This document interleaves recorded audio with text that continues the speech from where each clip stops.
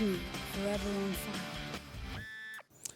ನಟ ಶಿವರಾಜ್ ಕುಮಾರ್ ಕ್ಯಾನ್ಸರ್ನ ಗೆದ್ದಿದ್ದಾರೆ. ಅವರು ಗುಣಮುಖರಾಗಿ ಜಾಲತಾಣದಲ್ಲಿ ಮೊದಲ ಬಾರಿಗೆ ಪ್ರತಿಕ್ರಿಯೆ ಕೊಟ್ಟಿದ್ದಾರೆ. ಶಿವರಾಜ್ ಕುಮಾರ್ ಅವರಿಗೆ ಏನಾಗುತ್ತೋ ಏನೋ, ಕ್ಯಾನ್ಸರ್ ಆಸ್ಪತ್ರೆಗೆ ಅವರು ಸೇರಿಕೊಂಡಿದ್ದಾರೆ, ತೊಂದರೆ ಆಗುತ್ತೇನೋ, ಈ ಥರ ಬಹಳಷ್ಟು ಆತಂಕಗಳಿತ್ತು. ಇದೀಗ ಶಿವರಾಜ್ ಕುಮಾರ್ ಅವರು ಸುದೀರ್ಘ ಕಾಲ ನಡೆದಂಥ ಒಂದು ಆಪರೇಷನ್ನಲ್ಲಿ ಅವರು ಆಚೆ ಬಂದಿದ್ದಾರೆ. ನಾನೀಗ ಗುಣಮುಖನಾಗಿದ್ದೀನಿ ಅಂತ ಅವರು ಹೇಳ್ಕೊಂಡಿದ್ದಾರೆ. ಸಾಲದ್ದಕ್ಕೆ ಹೊಸ ವರ್ಷಕ್ಕೆ ಶಿವರಾಜ್ ಕುಮಾರ್ ಅವರು ಶುಭಾಶಯವನ್ನು ಕೋರಿದ್ದಾರೆ. ನಿಮ್ಮೆಲ್ಲರ ಪ್ರೀತಿಯಿಂದ ನಾನು ಗುಣಮುಖನಾಗಿದ್ದೀನಿ ಅಂತ ಹೇಳಿ ಪೋಸ್ಟ್ ಹಾಕಿದ್ದಾರೆ. ಅಮೆರಿಕಾದಲ್ಲಿ ಚಿಕಿತ್ಸೆಯನ್ನು ಈಗಲೂ ಕೂಡ ಪಡ್ಕೊಳ್ತಾ ಇದ್ದಾರೆ ಶಿವಣ್ಣ ಅವರು.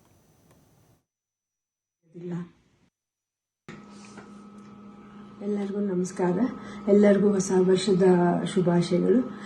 ನೀವು ಮಾಡಿದ ಪ್ರಾರ್ಥನೆಯಿಂದ ಇವಾಗ ಶಿವರಾಜ್ ಕುಮಾರ್ ಅವರ ಎಲ್ಲ ರಿಪೋರ್ಟ್ಸ್ ನೆಗೆಟಿವ್ ಆಗಿ ಬಂತು.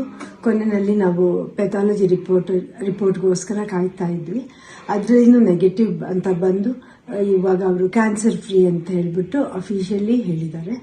ಅದರಿಂದ ನಾನು ನಿಮ್ಮ ಪ್ರಾರ್ಥನೆಗಳಿಂದ, ನಿಮ್ಮೆಲ್ಲ ದೊಡ್ಡವರ ಆಶೀರ್ವಾದದಿಂದ ಇವತ್ತು ಶಿವರಾಜ್ ಕುಮಾರ್ ಅವರು ಇಷ್ಟು ಚೆನ್ನಾಗಿರೋಕ್ಕೆ ಸಾಧ್ಯ ಆಯಿತು. ನಾನು ಇದನ್ನು ನನ್ನ ಲೈಫಲ್ಲಿ ಯಾವತ್ತೂ ಮರೆಯೋದಿಲ್ಲ. ಹಾಯ್, ಎಲ್ರಿಗೂ ನಮಸ್ಕಾರ, ಹೊಸ ವರ್ಷದ ಶುಭಾಶಯ. ಸ್ವಲ್ಪ ಭಯ ಆಗುತ್ತೆ, ಯಾಕೆ ಮಾತಾಡ್ಬೇಕಾದ್ರೆ ಸ್ವಲ್ಪ ಎಮೋಷನ್ ಆಗ್ಬಿಡ್ತೀನಿ ಅಂತ. ಯಾಕಂದ್ರೆ ಓಡ್ಬೇಕಾದ್ರೆ ಸ್ವಲ್ಪ ಎಮೋಷನ್ ಆಗಿದೆ. ಭಯ ಅನ್ನೋದು ಇದೇ ಇರುತ್ತೆ ಮನುಷ್ಯನಿಗೆ. ಬಟ್ ಆ ಭಯ ನೀಗ್ಸಕತ್ತೆ ಕೆಲವರು ಅಭಿಮಾನಿ ದೇವರುಗಳಿರ್ತಾರೆ, ಕೆಲವರು ಕೋ ಆರ್ಟಿಸ್ಟ್ಗಳಿರ್ತಾರೆ, ಕೆಲವರು ಫ್ರೆಂಡ್ಸ್ಗಳಿರ್ತಾರೆ, ಸಂಬಂಧಿಕರಿರ್ತಾರೆ. ಮೋರ್ ದೆನ್ ದಟ್ ಎಲ್ಲ ಒಂದು ಸ್ಟ್ರಾಂಗ್ ಹೆಡ್ ಪೀಪಲ್, ಡಾಕ್ಟರ್ಸ್ಗಳಿರ್ತಾರೆ.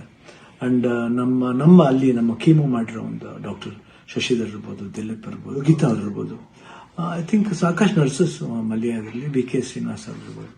ಪ್ರತಿಯೊಬ್ರು ನಾನು ನೋಡ್ಕೊಂಡಿದ್ದ ರೀತಿ ಇರ್ಬೋದು, ಒಂದು ಧೈರ್ಯ. ಅವಾಗ ಸ್ವಲ್ಪ ಆರಾಮಾಗಿರ್ತಿದ್ದೆ.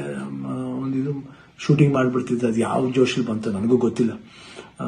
ನೋಡಕ್ ಹೋದ್ರೆ 45 ಸಿನಿಮಾ, ಇಡೀ ಸಿನಿಮಾ ಕೀಮೋಲೆ ನಾನು ಕ್ಲೈಮ್ಯಾಕ್ಸ್ ಫೈಟ್ ಎಲ್ಲ ಮಾಡಿದ್ದು. ಅದು ಹೆಂಗ್ ಮಾಡಿದ್ನೋ RV ವರ್ಮನ್ಗೆ ಹೋಗ್ಬೇಕು ಅವ್ರು. ಸೊ ಅದು ಭಯದೇನೋ ಆಯ್ತು. ಹೊರಡೋ ಡೇಟ್ ಹತ್ರ ಬರ್ತಾ ಬರ್ತಾ ಟೆನ್ಷನ್ಗಳು ಜಾಸ್ತಿ ಆಯ್ತು. ಲಾಸ್ಟ್ಲಿ ಏನ್ ಮಾಡೋದು, ಎಲ್ಲರೂ ಫ್ರೆಂಡ್ಸ್ಗಳಿದ್ದಾರೆ ನನ್ನ ಜೊತೆ. ನನ್ನ ಫ್ರೆಂಡ್ಸ್